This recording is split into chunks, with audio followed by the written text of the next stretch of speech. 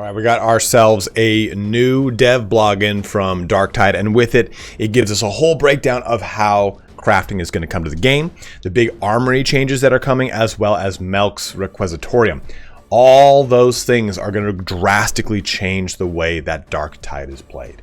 We can now finally tool out and kind of custom, well, quote unquote custom, there's an asterisk there, build out the weapons we want, because now we'll be able to choose the weapons we want from the store, which we can get at a gray or just the profane level and build them up as we wish. I'm really excited for this system because it'll finally give us the ability to kind of custom build and tailor out weapons that we want, with of course the asterisk that there is still the locking that's going to happen with perks and blessings in the future. So this video, we're going to just simply cover the dev blog, that they go through the details and all those things. If that's all you wanted to know that's in this dev blog, then that's all there is. There's no actual feature show off aside from the Armoury Exchange. Some other big notes too: the Emperor's gifts will be rewarded at the end of every mission now, dependent upon the difficulty and any side missions, stuff like that. Melk's Requisitorium is going to have a change to its contracts, so we're going to start to see stuff like scriptures and grimoires are put together as one contract, thank God. Also, we're going to see contracts that say, hey, go get plasteel and diamantine, which is really cool because it'll kind of lead into the crafting system and Melk's Requisitorium in and of itself.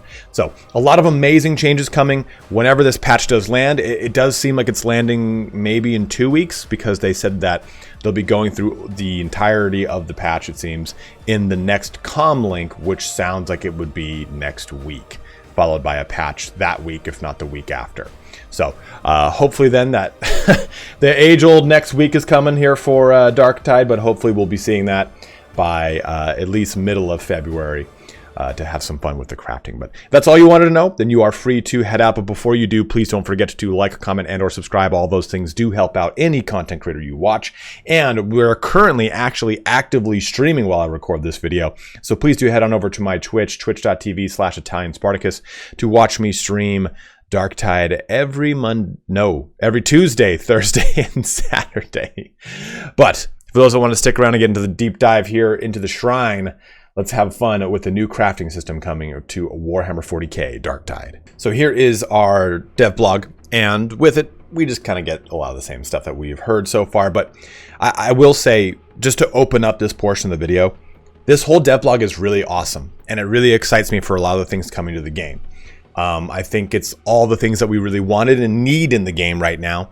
But my biggest issue with the dev blog is that it's being released in the beginning of February, when it very well could have been released at the beginning of January, where it should have been released.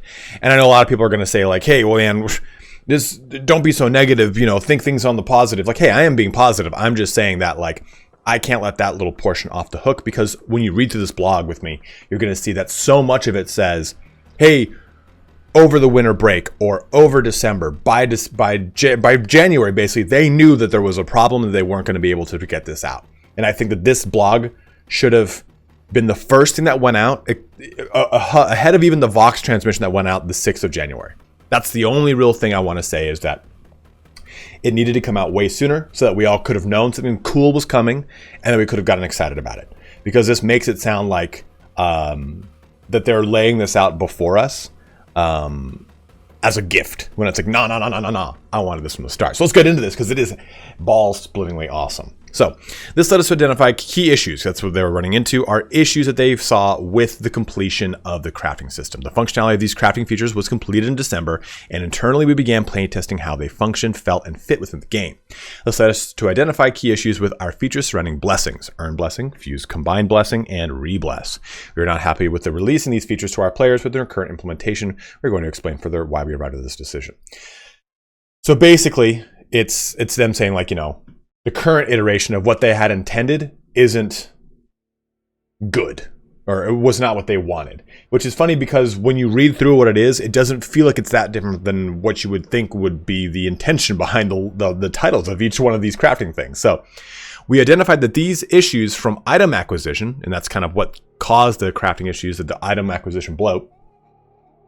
But we identified these issues from item acquisition would be further compounded by the blessing crafting features we had implemented. It would result in a frustrating experience for players. We decided to hold back the additional crafting functionality while we revisit our item acquisition systems to alleviate the would-be strain on the crafting system.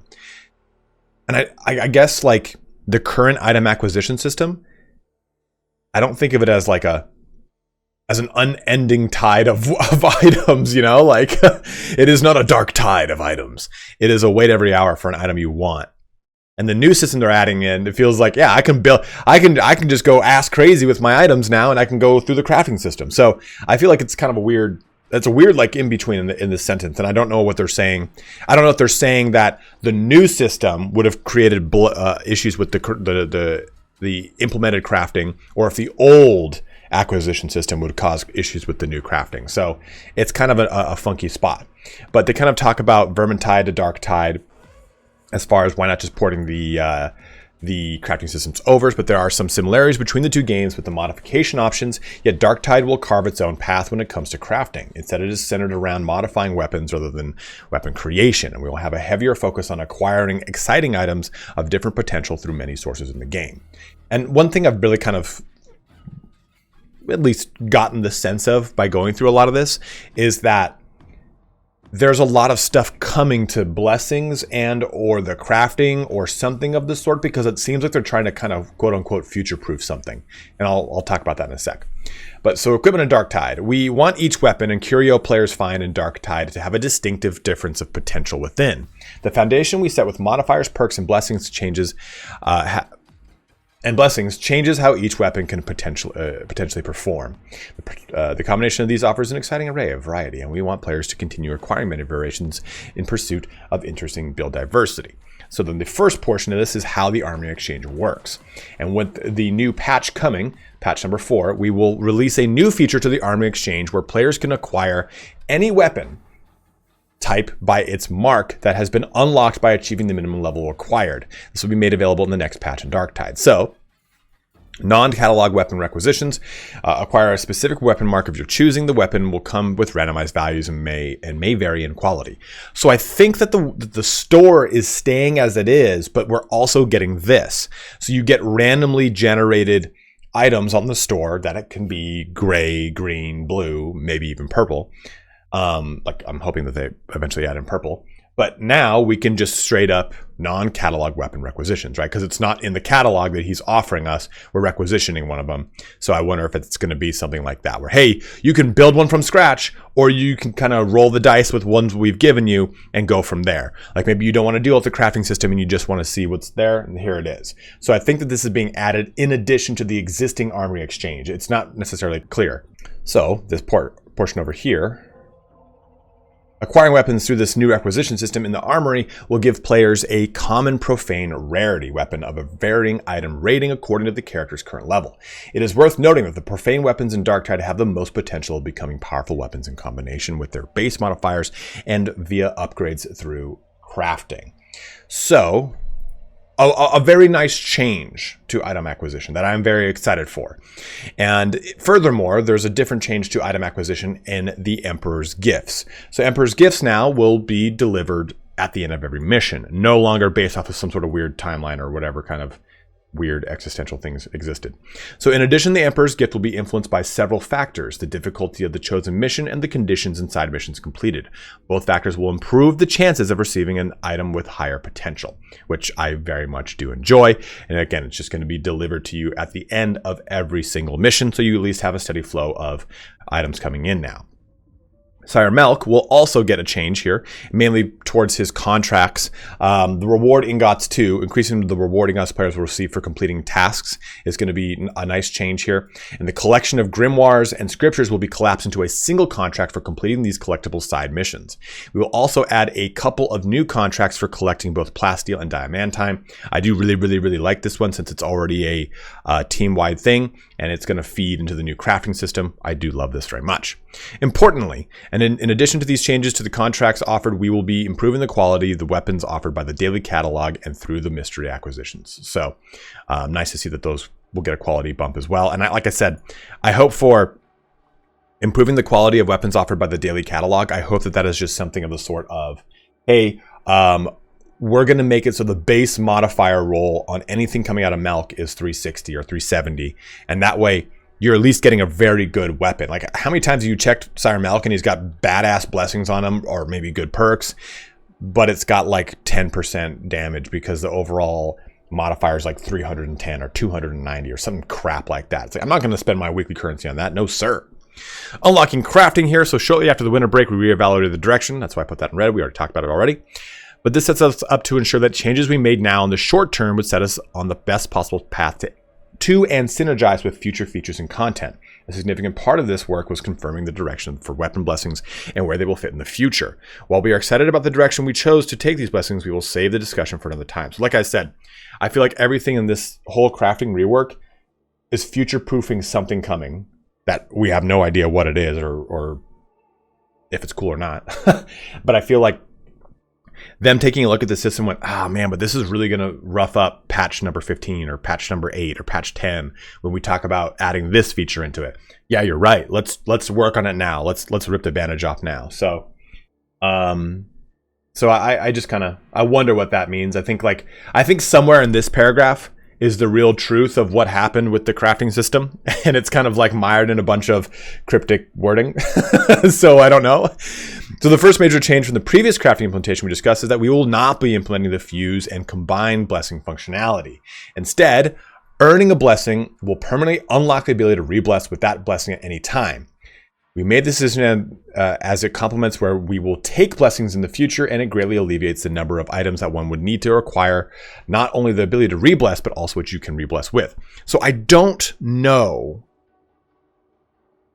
what this means as far as re-blessing and a single blessing. Do I rip off, is it a 1-to-1? Do I rip off a Brutal Momentum 3 from an Antax 5, and can I only put it on a combat axe? Because we know that it can go on weapons regardless of their mark. Or do I rip off a Brutal Momentum from a tactical axe, and can I put it on then any other item I want? I just don't know if it's locked from base weapon to base weapon, like devoid of mark, like tack axe to tack axe, or can it be from the tack axe to a combat axe? So I guess we'll have to take a look at that in the future. Earning the ability to permanently re-bless allows for a far more enjoyable and less time-consuming experience and an easier time experimenting with the interesting builds for your characters. In combination with this, we also improving the other aspects. We have implemented a cost scaling system that will change the total material cost required depending on the weapon item's rating for all actions at the Shrine of the Omnisire. So we have Consecrate. We just upgrade the rarity. We already know this right now. Upgrading Profane and Redeemed will cost Plasteel, and after that, Plasteel and Diamantine are recovered. I believe we already know this. Refined Perk. So find a single perk on an item to roll for a new perk selected at random. The perk that was not chosen to be refined will be locked for this weapon. We already have this one. And I think at this point, it shouldn't be random. Like, I get that it's random and you're spending some money. I'd rather that refined perk cost a little bit more and we just chose from a list. If it's already locking the other perk, what's the point?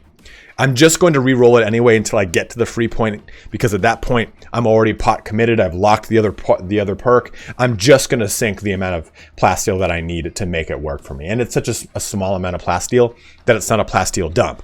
I think that making a weapon have a free perk re-roll by dumping all the necessary plasteel into it, I think it costs maybe 100 plasteel. So just don't make it random. Just let me do it.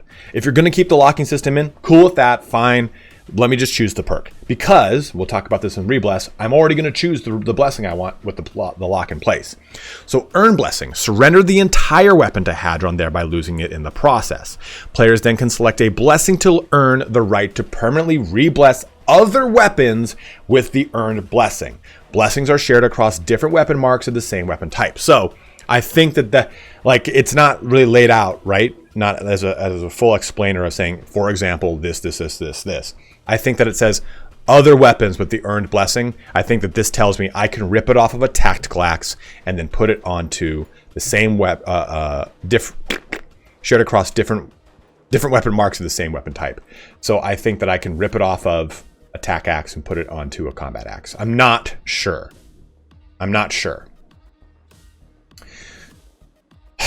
Moving into Rebless, though, players can choose to replace a single blessing on the weapon with a blessing of choice they have earned the right to use. The other blessing that was not chosen will become locked. So that's our earn blessing. You rip it off, and then Rebless, you're adding it to that thing, to that weapon. So this will be patch number 4, Blessings of the Omnissiah. We don't know when this is coming. The next patch, Darktide, will include these changes to the crafting system and item acquisition. We will continue to monitor feedback once it's in your hands, and we'll continue blah, blah, blah, blah, blah. Number of additional features, changes, and improvements to come in this next patch we will be discussing in our next community comm link. So if we go take a look here, the first community comm link came out on the 2nd, which is a full week ago. They said, thank you all for reading, and we will see you again in the next comm link. I don't know if they're saying that this is considered a comm link or not. It says a dev post, so maybe it's not. So I'm hoping the comm link comes out on Tuesday and we get the patch on Thursday. But I think realistically, the comm link will probably come out on Thursday. Maybe it will come with the patch, because we did actually get the patch 5 days after the comm link last time. And I don't think that we should look at patterns like that. I'm just trying to get a suss of an idea of how their thought process is. I don't know if it's going to be, hey, here's the comm link as a post that talks about the patch that's coming today, tomorrow. Or, hey, here's the comm link that's talking about the patch that's coming next week, like they did last time. So we'll have to see what that looks like in the future. But go ahead and let me know in the comment section below. How are you feeling about this? Are you excited about the future of Darktide? I think that this is a massive step in the right direction. We needed this a long time ago. We needed the crafting because it gives you so much more replayability. Even in the current situation of the maps and not being able to custom choose whatever maps we want, blah, blah, blah, I at least now can play around with weapons I want by ripping blessings off and putting them onto stuff that we want. A big note, we do not know how Earn Blessing works when it comes to plasteel and diamantine. You probably have a ton of weapons that you've been banking for this moment. I do. I know a lot of other people do. Save your diamantine and your plasteel until this patch comes out so that you can rip them all off as you see fit and put them onto the weapons you want. Save, save, save, save. Just bank it. Just bank it for the next 2 weeks, 1 week, whatever the hell it is. And we'll be in a good position to really play with a lot of different guns, weapons, and fun stuff. But as always, guys, thank you so much for watching here today. Let me know what you're thinking about the deep dive into the Shrine. Like I said, I think this is really going to change the game for the drastic better. But have a good one and take care.